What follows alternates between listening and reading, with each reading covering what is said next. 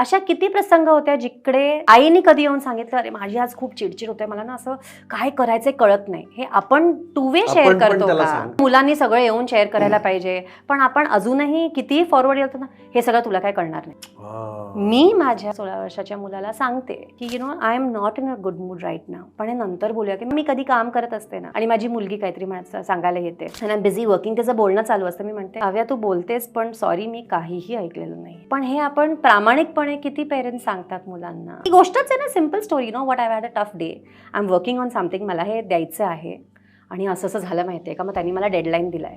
मग ती म्हणते ओके आम्हा मी नंतर सांगते. पण ह्याच्यातनं ती काय शिकली की कोणी कामात असेल तर मी थांबू शकतो.